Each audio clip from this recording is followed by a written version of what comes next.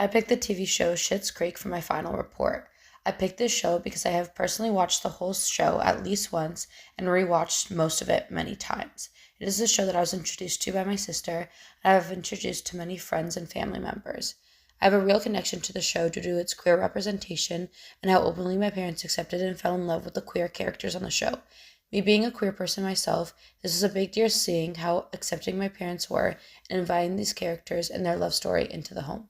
Schitt's Creek first aired at the beginning of 2015 and ran for 6 seasons, ending in April 2020. It aired on CBC in Canada and Pop TV in the USA, which were small networks for sitcoms. Their popularity really skyrocketed when the show was put onto Netflix in the beginning of 2017. It is about a rich nuclear family with a mom, dad, sister, and brother who lose almost all their money and possessions and are sent to live in a small town until they can get back on their feet. Here's a season 1 to 5 recap and the final season trailer to get a feel for what the show is about. Mrs. Rose, there are people here from the government. He was our business manager. He's supposed to pay taxes. He took everything.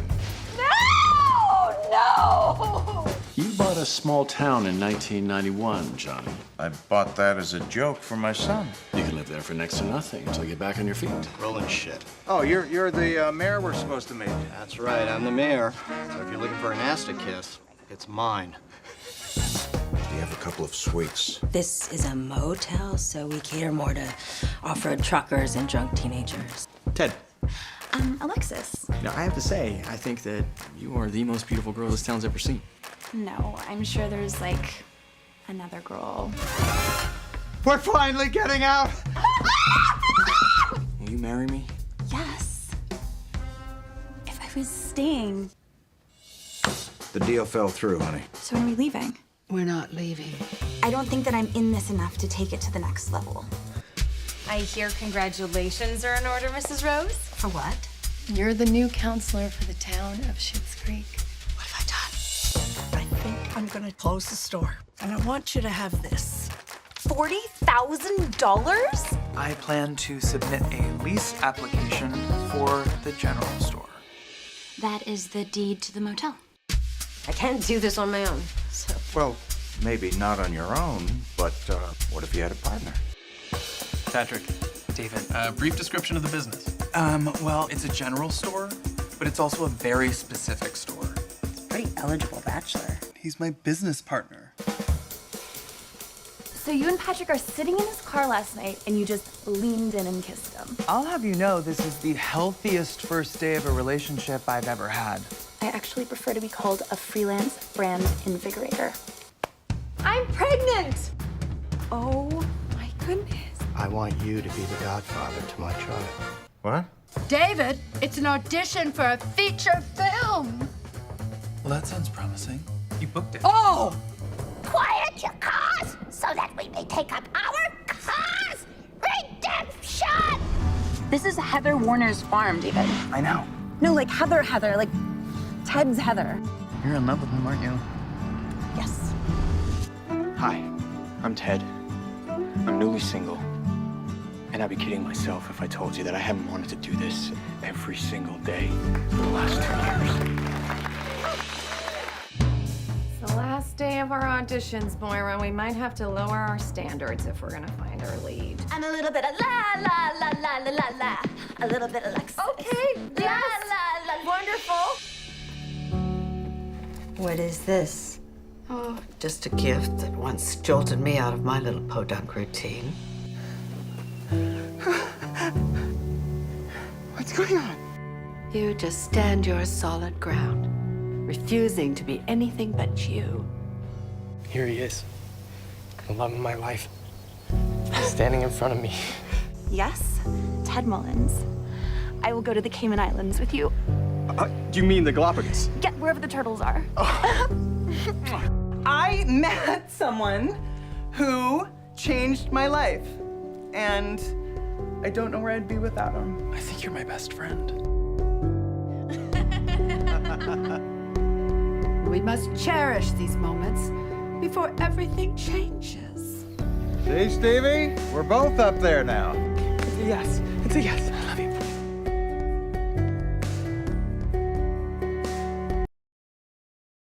When it's time to lay down your weary head, you'll find comfort and safety at the partially renovated Rosebud Motel. And don't forget to say hello to your handsome proprietor, Mr. Jonathan Rose. Thank you for having us. John, no.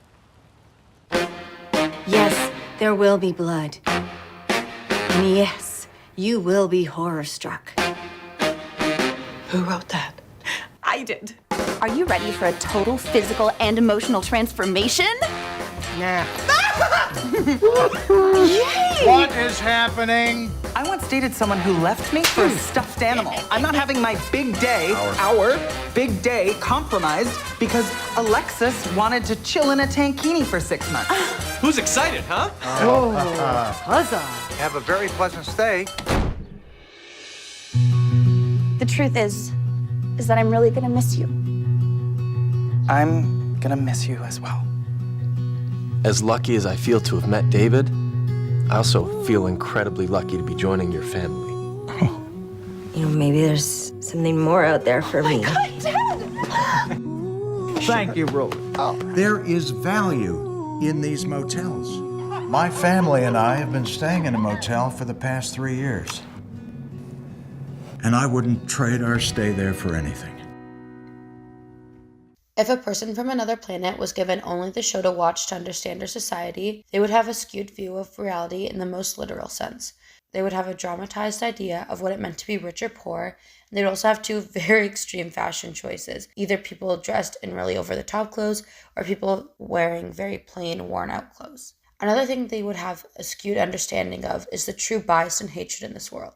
In conversation with British GQ, one of the creators, Dan Levy, said that the show's intention, I think, was always to be a safe kind of space, and I think to choose to make the town of Schitt's Creek a place where homophobia, intolerance, and bigotry, all those negative things in our culture, simply didn't exist. While this created a beautiful and kinder world for the audience to enjoy, it would give somebody from another planet a more rose-colored understanding of our society. I will say that the show allows an alien to see the best of what humanity is capable of when you watch it all the way through.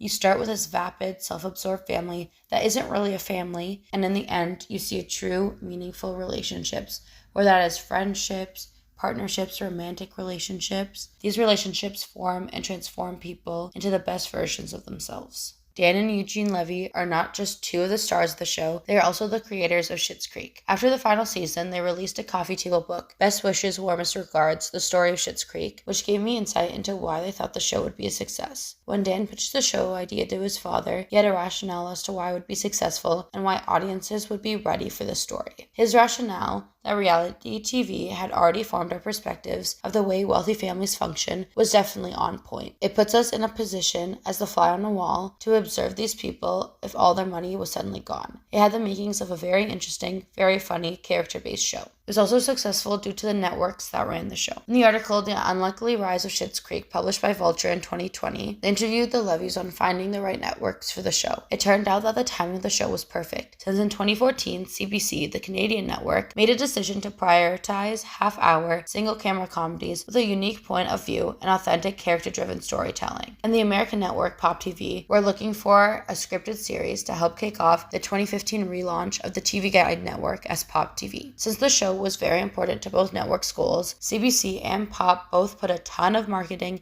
and promotion behind the early 2015 launch of Schitt's Creek. All in all, it was a strong character-based show capturing contemporary society of the realities of what it means to be a person trying to survive in this economy. The Roses had to relearn everything to survive, and in doing so created strong bonds and relationships with the people of the town and each other. This really resonated with people during the pandemic, not only due to the themes of struggling financially, but also because, as Dan Levy says in the interview with British GQ, it cracked open a world of storytelling that I think led to this place where, in hard times, when we were feeling really bad, to look at a world that is much kinder than the one we currently live in. It's a nice escape, I think. This show really plays with the idea of success, as its premise is a very wealthy and financially successful family loses all its money and they are stuck in this small town with no money or job. As the show goes on and the family learns and grows, they also discover a deeper meaning of success. They show that money is not everything and that being financially successful does not mean much if you do not have true, meaningful relationships with the people in your life. The true success is finding people who you want to share your life with. Not only is this depicted throughout the series, but it is really showcased in this clip between friends David and Stevie, when they talk about New York and David's old quote-unquote friends and old life that David is holding on to, and that this version of success is not serving him anymore. That past and the people are not good, and what he has gained throughout the series, through surrounding himself with good people and becoming a good person himself, is what has made his life successful.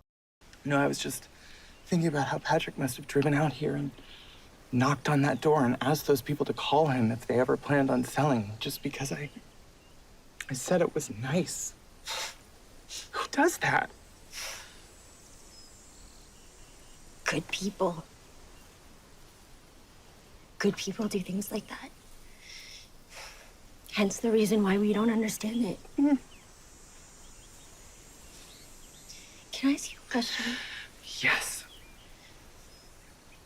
What is it about New York? I have big dreams. And you can't have those dreams here? And some friends left there. The friends who you invited to the wedding? To name a few, yes. David, they're not coming. Apparently there was an electronic music festival in Norway that took priority. Why do you want to go back to a place that's done nothing but hurt your feelings? Because I want those people to know that I'm not a joke.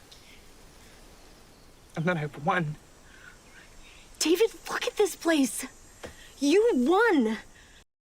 A relationship that has also changed a character's view of success is between Alexis and Ted. Both of these characters grow over the season into strong individuals that are capable of being in long-term relationships. Alexis, before Schitt's Creek, would see value in herself by going from guy to guy, fling to fling, and never putting much pride into her worth as an individual. Throughout her time on the show, she found value in being an individual, getting an education, and building a career. And finding self-worth, she was also able to be in a meaningful relationship with Ted. And these two, in the words of the actress who played Alexis, changed with each other and not for each other. They both taught each other so much. Here's a clip of the cast talking about Ted and Alexis' breakup in the final season and how much they actually taught each other. The challenge was, how do you go about telling a compelling love story on a TV show where the end is two people who made each other better? Oh. We wanted it to just be, to honor the relationship for what it was, and send them both on their way as better people. And loving each other very much. And loving each other very much. I'd like to think that we helped each other get here. I know that we did. And when you get on that plane tomorrow, I want you to know how grateful I am to have met you. I don't think I'm ever going to meet another woman who made me feel the way that you do. Another big part of Alexis's growth was her finding value in meaningful friendships. She found this with the character Twyla, who worked at the cafe the Roses ate at every day. The girls, through their friendship, helped each other grow a lot. The actress Twyla, Sarah Levy, who's actually Dan's sister and Eugene's daughter in real life, shared some insight into the friendship. I think Twyla learned a lot from Alexis's confidence, how she leads with her head held high in the world, and how that attitude opens doors for her. For Alexis, I think Twyla's self-assurance and humility that rubbed off on her. Whether they realized it or not, they made each other better people. The show really centers around the idea that people change people, and when you're surrounded by good people, you in turn turn into a better version of yourself. The family is such an important relationship dynamic for this show. The family was not involved in each other's lives when they were rich, with Alexis traveling all the time and the kids being raised by nannies. So when they moved into the motel after losing their money, it was like starting from scratch for their relationships too, as they were forced to be together. Due to this, their relationship grows throughout the seasons into a unit that relies, respects, and truly cares for each other. One of the first times we see the whole family supporting each other is when Alexis, who just learned to ride a bike herself, shares her new bike with David and teaches him how to ride it, with their surprise parents cheering them on. Dan Levy notes the scene as the first time the family was seeing a member of their team succeed at something, even if it's something like their grown son learning how to ride a bike. Oh my God, David, what are you doing?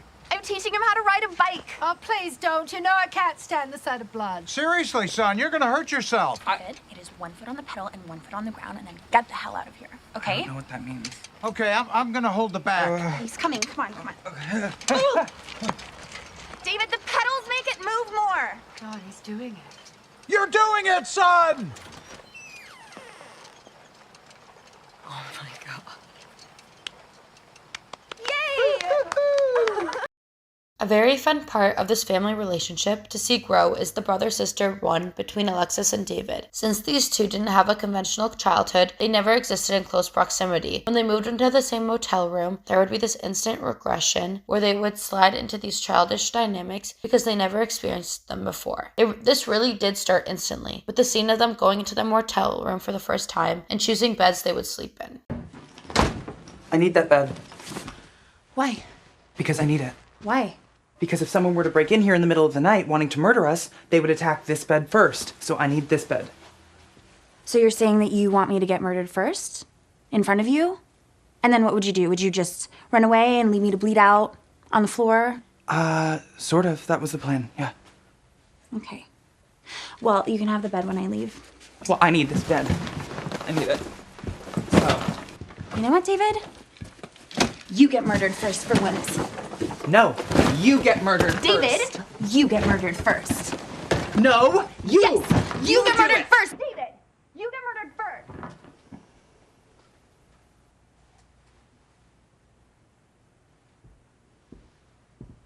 One of the creators, Dan Levy, said that they had to lay a lot of track and have David and Alexis at each other's throats in order to land those rare moments when they really did need each other and show up for each other in unexpected ways. We needed the intensity and childishness of You Get Murdered First to have these heartfelt moments. One of these moments was when Alexis broke up with Mutt and was looking for comfort in David by asking for a hug. The actress who plays Alexis notes that it's such a genuine need on her part for some kind of brotherly love. I think that this moment really demonstrated the fact that despite their tumultuous upbringing, they love each other so deeply, and they truly are each other's best friend, and they have been forever.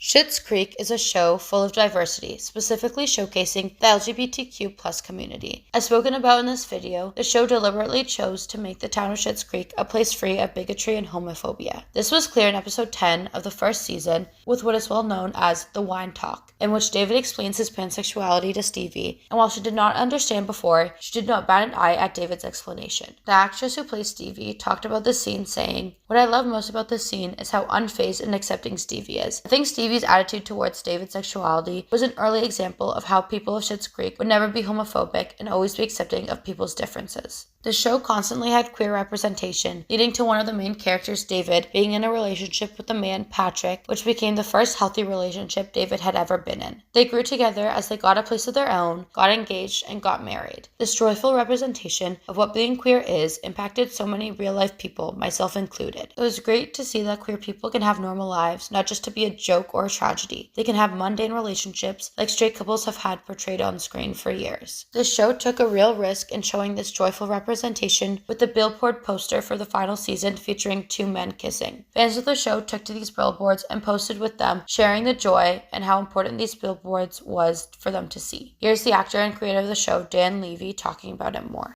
This, I think, is the most glorious thing, which I know you are very instrumental in getting this out there. Fans of Schitt's Creek have been posting photos of themselves kissing underneath this billboard, and it makes me rather emotional. I think it's a beautiful thing, and you were very instrumental in getting this image to be the billboard, right? Yeah, it was our last season, and I thought, I have an opportunity. I have a network that will support me. It felt almost irresponsible not to do that, not to put something out into the world that we don't see every day, to put something out into the world that is being banned in multiple countries.